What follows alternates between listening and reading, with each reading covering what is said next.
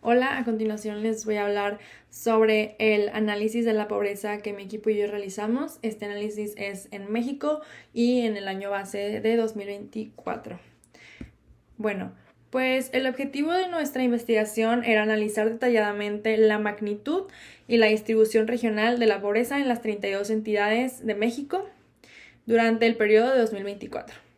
Teniendo en cuenta que la pobreza no se define solo como no tener el suficiente dinero para o a la falta de ingresos, sino que pues son como varios aspectos que pues finalmente terminan por decir si una persona es pobre o no, basándose también en cuánto dinero pues cuál es su ingreso y en base a carencias que tenga o no tenga, como lo pueden ser carencias pues de servicios básicos, de tener un hogar, de alimentos, vestimenta, etcétera, etcétera, etcétera.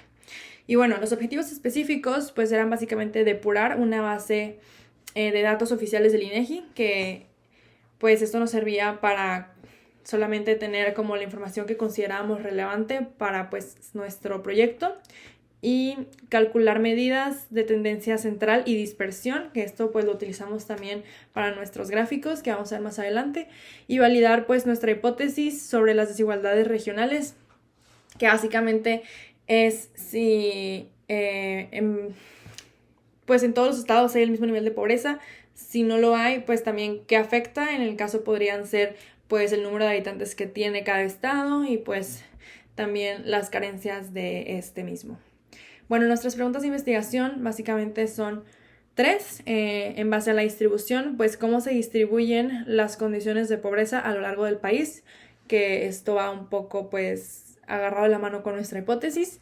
También sobre la desigualdad, si existen diferencias estadísticamente significativas entre las regiones, y de outliners, si, bueno, qué impacto tienen los datos externos en la percepción nacional.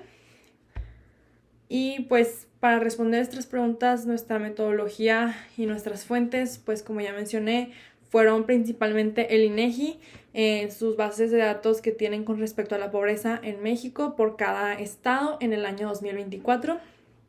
Y pues nuestro enfoque y fue básicamente pues en base a hacer un estudio cuantitativo de alcance descriptivo que analice el universo completo de los distintos registros estatales oficiales.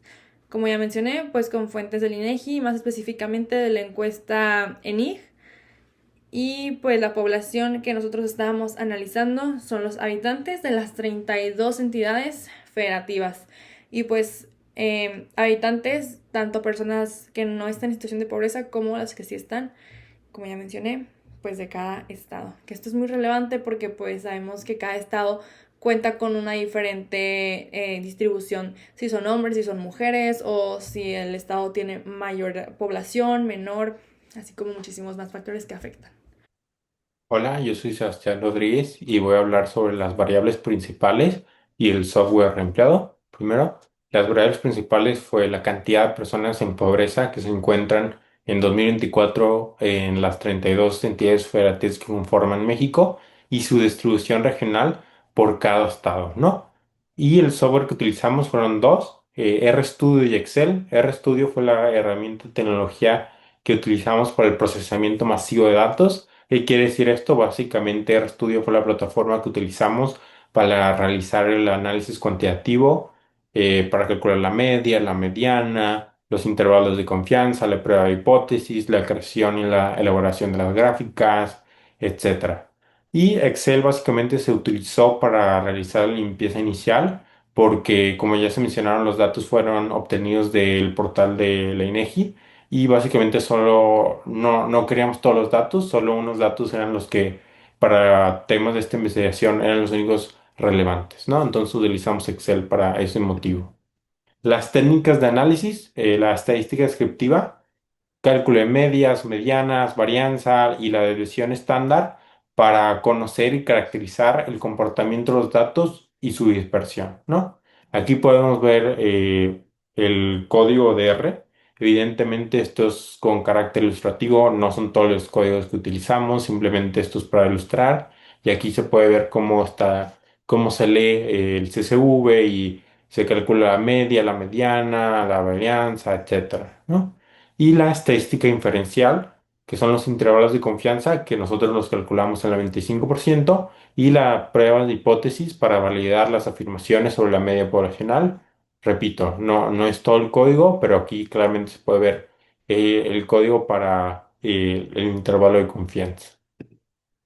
Los resultados. La media estatal es de 1,4 millones de personas, la mediana son de unos 870,000 personas, el máximo es Edomex, Estado de México, con 7,4 millones de personas, y el mínimo es Baja California Sur, con un poco más de 100,000 personas, ¿no?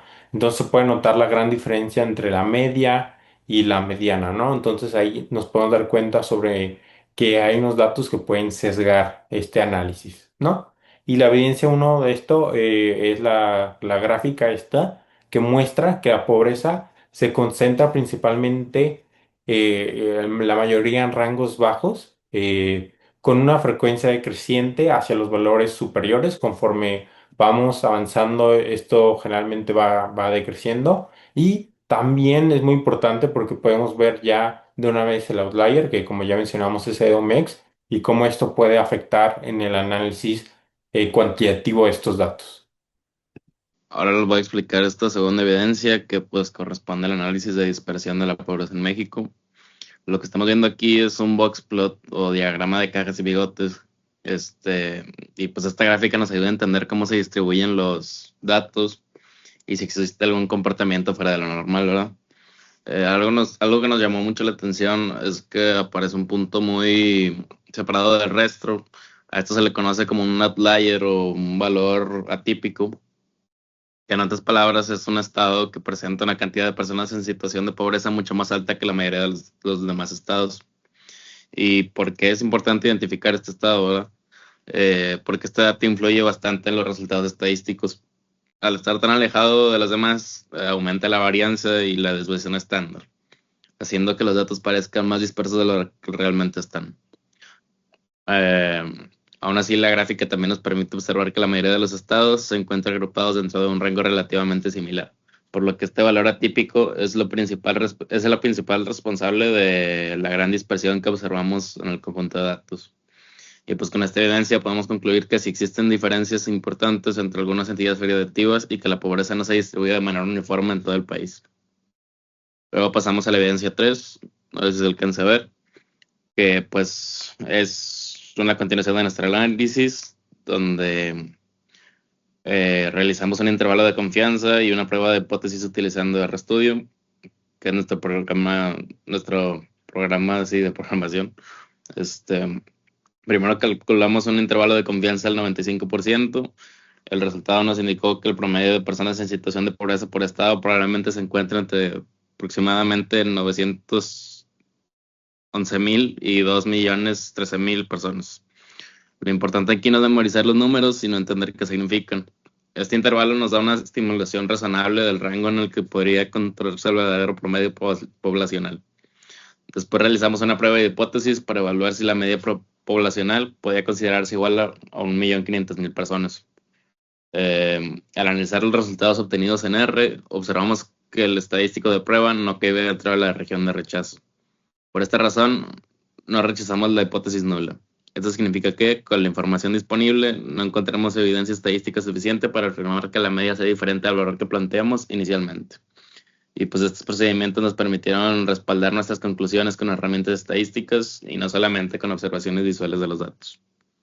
Y ya por último, no sé si también se alcanza a apreciar, pero si no, no me doy yo. Para finalizar, pues decidimos compartir una reflexión sobre lo que aprendimos durante este proyecto. Y pues algo que consideramos bastante valioso es que el análisis cuantitativo nos permite estudiar problemas sociales tan importantes como la pobreza, utilizando evidencia objetiva y datos reales, lo cual facilita su análisis. Y pues gracias a las herramientas estadísticas que aplicamos, pudimos identificar patrones, medir la dispersión de los datos y evaluar hipótesis de una manera mucho más precisa que de lo que sería posible únicamente con observaciones personales. Sin embargo, también identificamos algunas limitaciones. Por ejemplo, en este trabajo analizamos cantidades absolutas de personas en situación de pobreza. El problema es que los estados tienen poblaciones muy diferentes entre sí, por lo que comparar únicamente números absolutos puede generar ciertas distorsiones o vacíos. Por esta razón, una posible mejora para investigaciones futuras sería analizar la pobreza como un porcentaje de la población de cada estado, ya que eso permitiría hacer comparaciones más justas y representativas. En general, consideramos que los objetivos planteados sí se cumplieron, ya que logramos analizar los 32 estados, utilizando datos oficiales y aplicando métodos cuantitativos para interpretar los resultados. Y pues con esto concluimos nuestra presentación. Muchas gracias por su atención.